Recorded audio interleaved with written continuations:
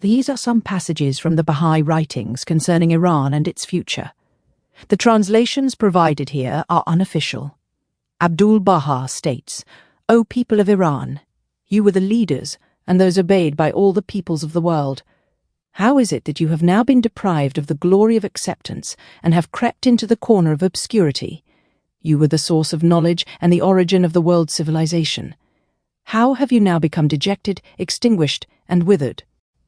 Baha'u'llah states, "O people of Iran, you have been the dawning places of mercy and the rising places of compassion and love, and the horizons of existence were illumined and adorned by the light of your wisdom and knowledge. What has happened that you yourselves have arisen to bring about your own destruction and that of your friends?" Abdul-Baha states, "What a bounty God bestowed upon the people of Iran, yet they did not appreciate its value. Had they not shown ingratitude, the government of Iran would have become the foremost government." Abdul-Baha states, "Iran, through the grace of the all-merciful God, shall make tremendous progress and become a paradise of bliss. Indeed, it is hoped that in the future it will become the envy of the whole earth, and that the fragrant musk-like breeze of Iran will perfume both the East and the West." Abdul-Baha states, "The future of Iran is one of the utmost splendor, greatness, and nobility, for it is the homeland of the blessed beauty Baha'u'llah. All the regions of the world will turn toward Iran with respect and esteem. Know with certainty that it shall advance to such a degree that all the great and learned people of the world will stand in astonishment." Abdul-Baha states, "Iran shall become the center of divine lights. This land shall become radiant, this country illumined. This land once unknown shall become renowned throughout the world. This deprived nation shall become the confidant of hopes and aspirations. And this people who were once without a share shall receive abundant grace, attain distinction, and be exalted." Abdul-Baha states, "Soon it shall be seen that the homeland of the blessed beauty Iran will become the most honored government throughout the entire world. Iran shall become the most prosperous region on earth." Abdul-Baha states, "Although Iran is now little known among the nations, this mighty cause will ultimately make the people of Iran the leaders of the world of existence." Shoghi Effendi states, "The people of Baha, whether in Iran or outside it, should cherish the homeland of the most holy beauty Iran, and in the revival, honor, progress, and promotion of the true interests of that land, should willingly sacrifice and offer their comfort, their interests, and even their lives and possessions." Abdul-Baha states, "If only they would reflect a little, perceive the truth, leave behind the zealotry of ignorance, and free their hearts and souls from intense prejudice, all the people of Iran would give thanks, saying, 'Praise be to God that upon this dark horizon a shining sun has arisen. Boundless favors have been manifested upon this ruined Iran. Iran shall become the center of divine lights. This land shall become radiant, this country illumined, this once unknown land shall become renowned throughout the world, and it shall become honored and exalted." Abdul-Baha states, "We seek the well-being of all and the progress of the people, and we serve Iran through the advancement of culture and morality. Day and night we strive that God may breathe a new spirit into the body of Iran, so that an extraordinary power may become manifest in the character and strength of the Iranian people." Abdul-Baha states, "Baha'u'llah has illumined Iran and will make it honored in the eyes of the peoples of the world. Iran shall advance to such an extent that it will become the object of envy and admiration in both East and West. Had it not been for this imprisonment and these chains, by now Baha'u'llah would have prevailed over public opinion in Europe, would have made Iran a paradise of Ridvan, and would have rendered the Iranian people honored among all governments and nations. Indeed, matters would have reached the point where Iran would have become the point of reference for all governments and peoples. Had Baha'u'llah appeared in Europe, the nations of Europe would have regarded it as a priceless blessing, and, by now, because of the freedom there, his cause would have encompassed the whole world." Abdul-Baha to the editor of The Lamp, Bombay, "O respected editor, promoter of learning and well-wisher of all humanity, Iran was once an earthly paradise, possessed a noble religion. The people of Iran were the foremost authorities in knowledge and wisdom, and the learned of Iran were the educators and teachers of humankind.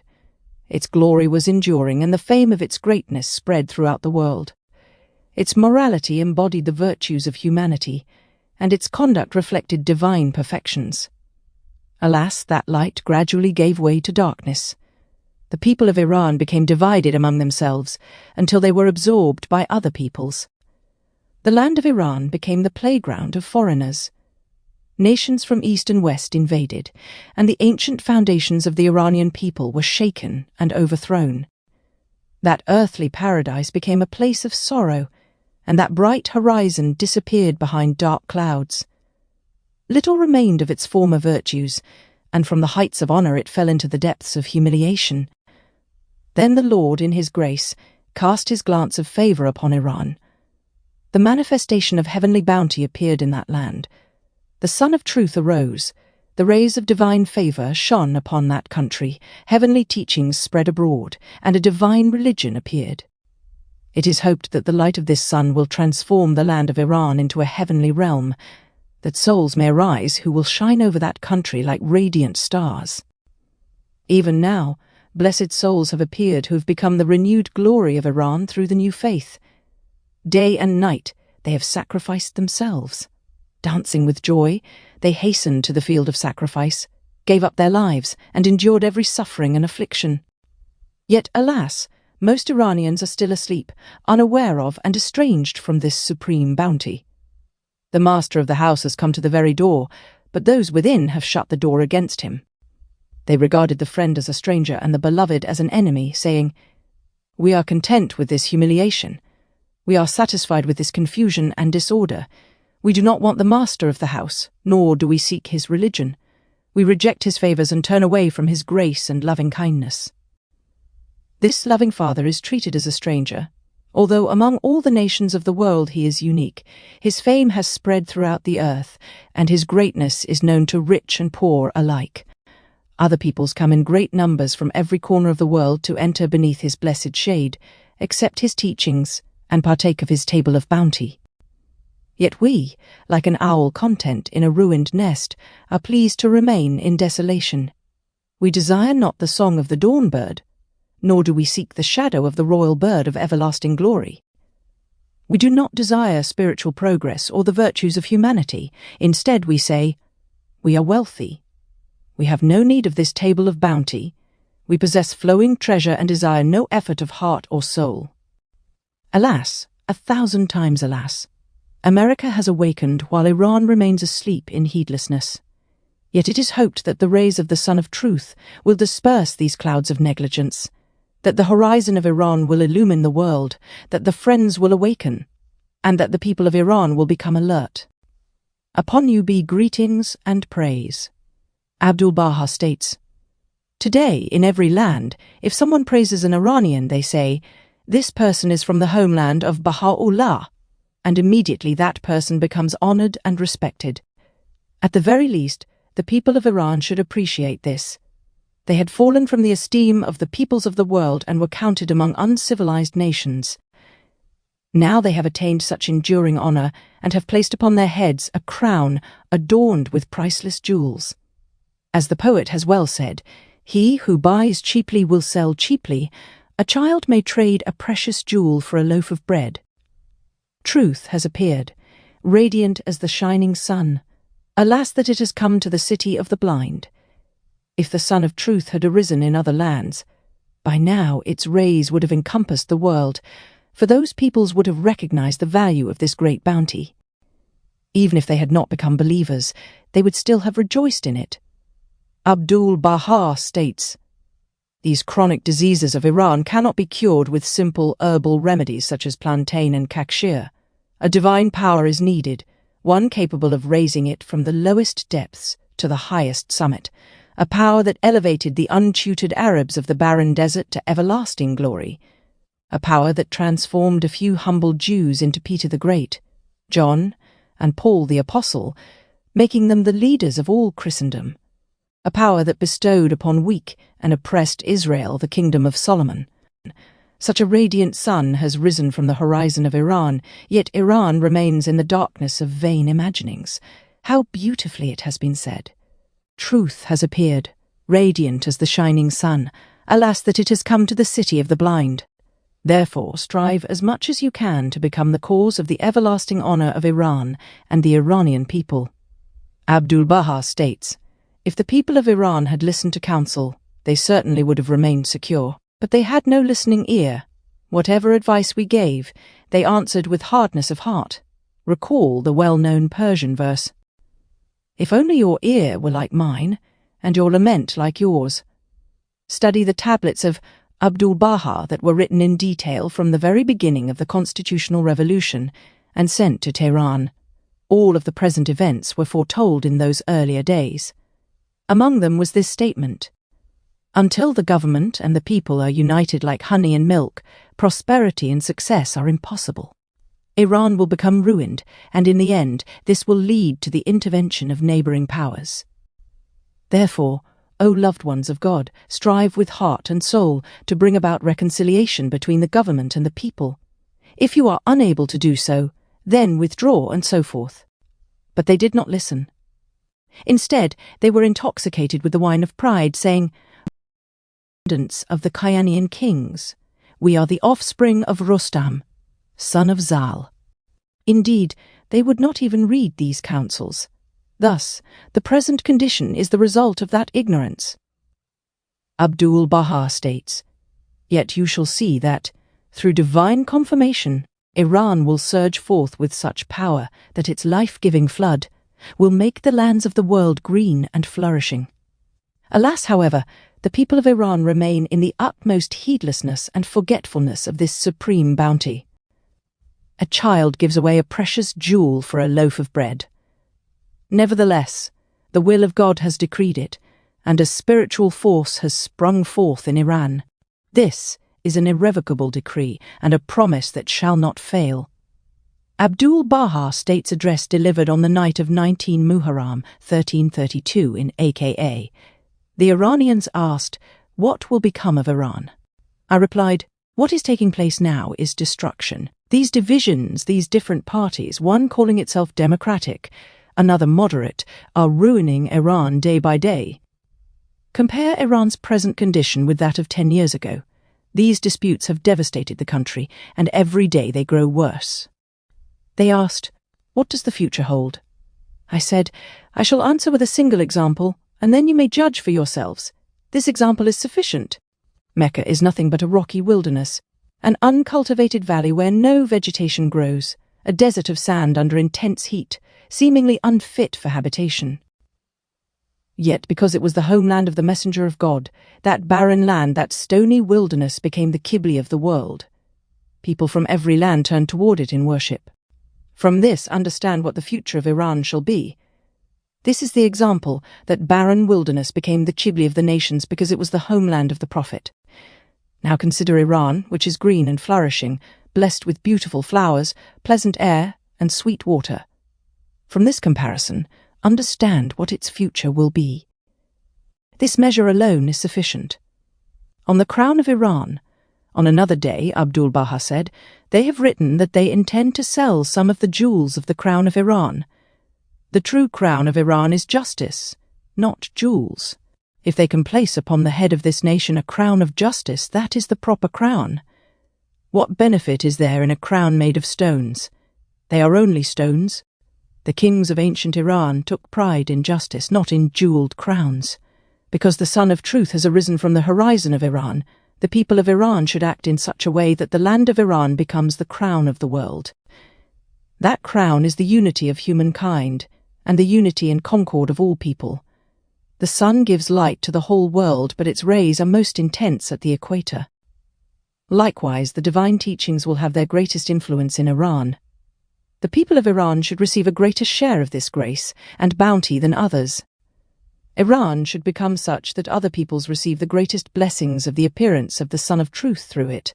That is, the divine teachings should have a greater influence in other countries through Iran, because Iran is the dawning place of the Sun of Truth. From Iran, the rays should spread to all other regions. From the Memoirs of Dr. Nurullah in Haifa. Abdul-Baha Haifa, 9 Shawwal 1339.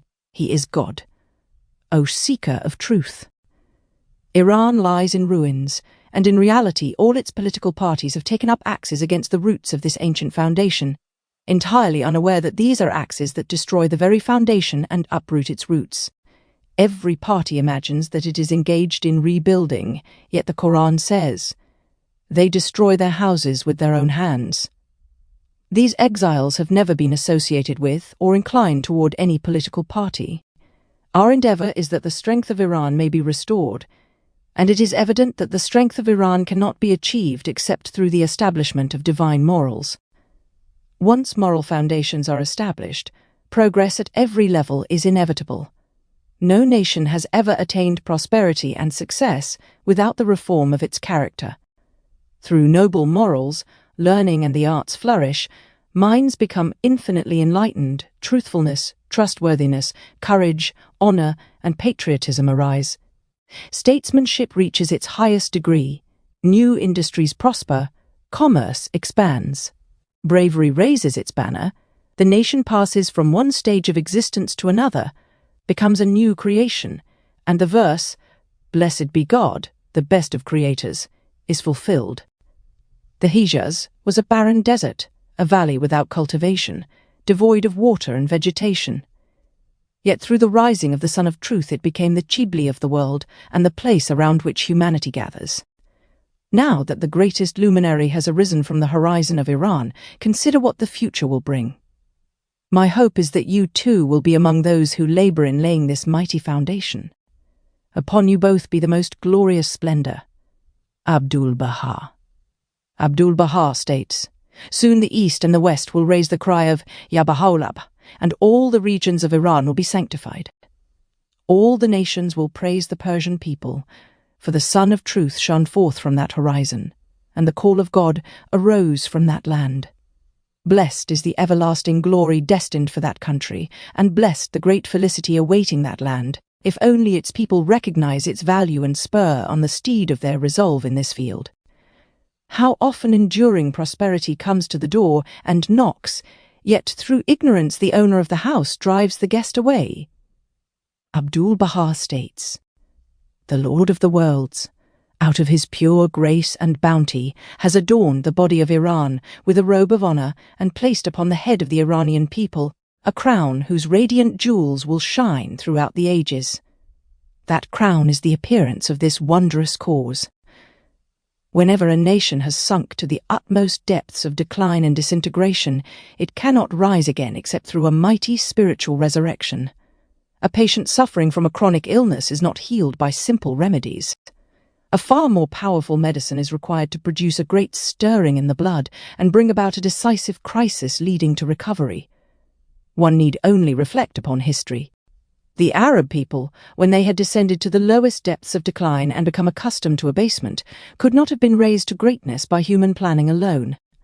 Neither the wisdom of Abu Dar nor the thoughts of Ammar ibn Yasir could have transformed them into rulers or enabled them to overcome the empires of Rome and Persia. It was the spiritual power of the revelation, the light of prophethood, that produced a great resurrection and raised that people from the depths of humiliation to the heights of everlasting glory. Iran today is in a similar condition. It will not be delivered from its decline merely through the shouting of revolutionaries, the prudence of moderates, or the skill of politicians. Rather, you will witness that, through divine confirmation, Iran will surge forth in such a way that its life-giving flood will make the lands of the world green and flourishing. Alas, however, the people of Iran remain heedless of this supreme bounty, like a child who trades a precious jewel for a loaf of bread. Yet the will of God has decreed it, and a spiritual power has already sprung forth in Iran. This is an inevitable decree and a promise that cannot fail. Despite these contending parties, conflicting opinions, hidden corruption, and secret societies, it is evident that beneficial results are impossible under such conditions. Abdul-Baha states, "Since Nowruz is a blessed day, it should not be allowed to pass without purpose, its fruits limited merely to joy and celebration. On such a blessed day, an enduring undertaking should be established whose benefits and advantages would remain permanently for the nation, so that throughout history it would become well known that on such and such a festival day a charitable institution was founded.